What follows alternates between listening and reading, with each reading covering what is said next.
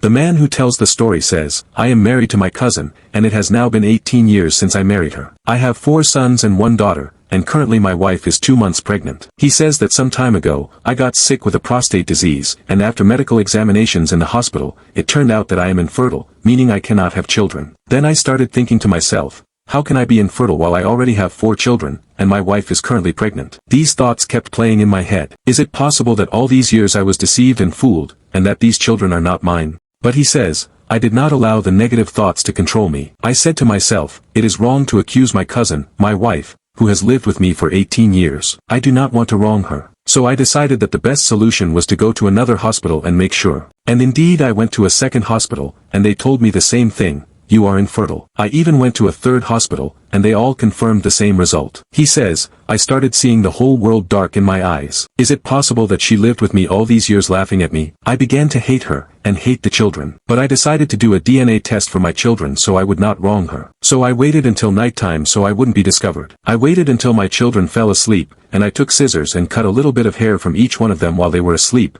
without feeling anything. The next day, I went to the laboratory and gave them the samples for the DNA test. I was nervous and scared, and my heart was beating fast. But when I arrived, they told me the results would not be ready until after 1 full month. I asked, why 1 month? They said because they needed to make sure and guarantee the accuracy 100%. They repeated that the duration of the test must be 1 full month. I went back home, and the doubt kept playing in my head. Imagine yourself in his place. He says, I returned home out of respect for my uncle, and because I did not want to act foolishly. This is my cousin, who has been living with me for 18 years. I returned home, and as usual, when I come home, my children play in front of me happily. But I swear this time, I hated them. I kept looking at them thinking, these are not my children. So I started raising my voice at them, and I hit the first and the second. I could not bear them near me. Then my wife came and took the children to their room, wondering what was happening to me. Usually, when I come home, I pick up my children and play with them, but this time I hated them so much. Then my wife came to me and asked, what is wrong with you? Why are you treating the children like this? I stared at her and thought to myself, should I strangle her? Kill her?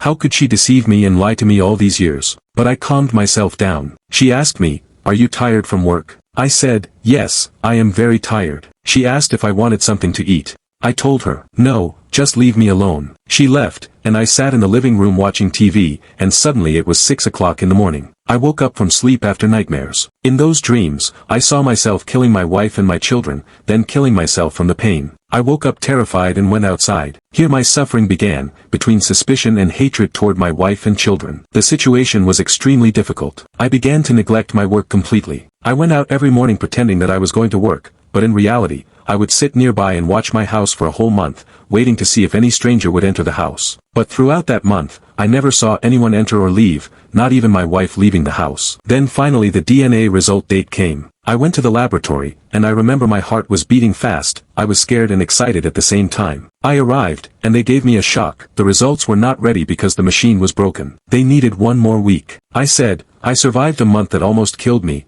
How can I survive another week? But I accepted it. I left the laboratory and went to a friend of mine, someone I have known for 10 years. He always stood by my side, listening to my problems, whether with my wife or with work. He always tried to give me advice, and he owned an import and export company. When he saw me, he asked about me. I could not say a word. What could I say? That I am infertile and cannot have children. That my wife of 18 years has lied to me. My tears started falling without control. My friend tried to calm me down, and after I calmed a little, I told him the entire story. He smiled and said, is this the reason you are depressed? He laughed lightly and told me, these children are yours. Your wife is an honest woman, loyal to you and faithful to your honor. There is no reason to suspect her like this. He began explaining, saying, many men had the same experience, having children, then later developing a medical condition that made them unable to have more. He told me, tomorrow the results will prove to you that they are your children. I felt calmer after his words and was able to return home. But the disaster happened. When I returned home, my wife asked where I had been, and I exploded. I yelled at her, insulted her and the children. Then the children came wanting to play with me, and I yelled and cursed them,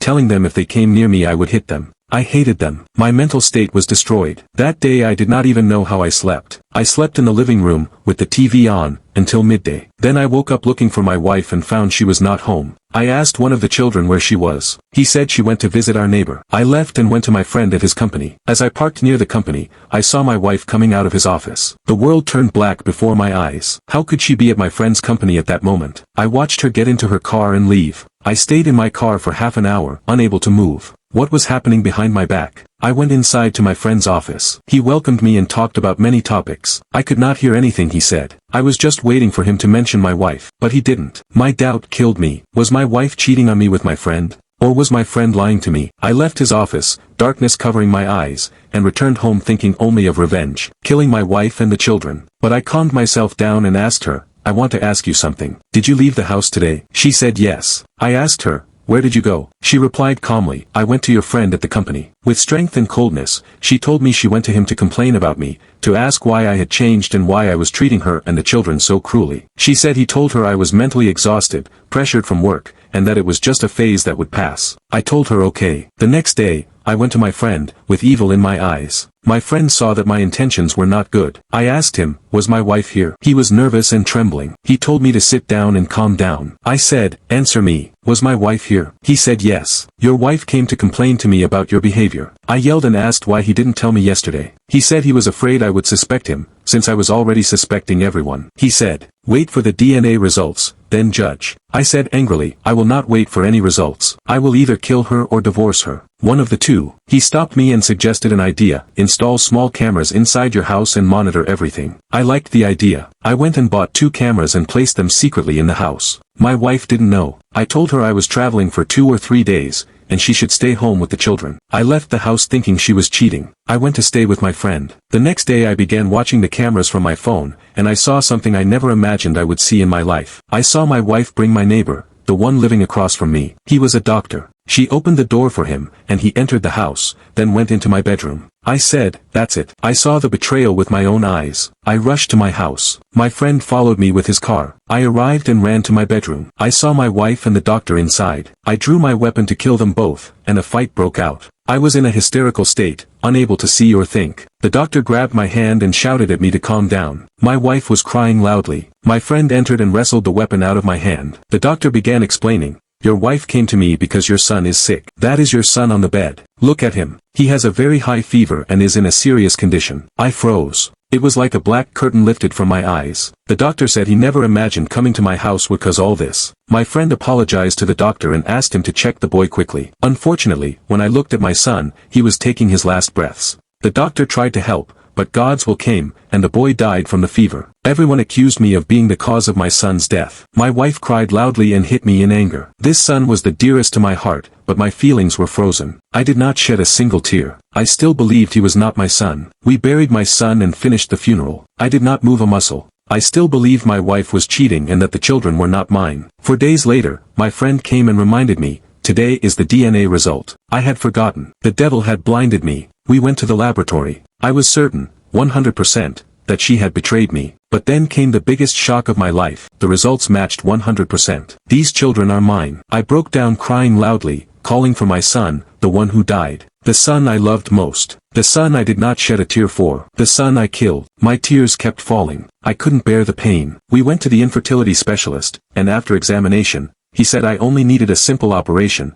and everything would return to normal. All the doubts about my wife ended. Now I sit in front of my son's grave, crying, asking God to forgive me, asking my wife to forgive me, asking my dead son to forgive me. And the lesson we learn from this story is this. When doubt enters a marriage, it can destroy homes and erase years of love and trust. And when regret comes, it might be too late. This was the man's story. I hope you benefited and enjoyed it. And you, the one watching. If you have a story you would like me to tell on my channel, contact me through the links in the description. Do not forget to like and subscribe, and write your opinion in the comments. See you. Goodbye.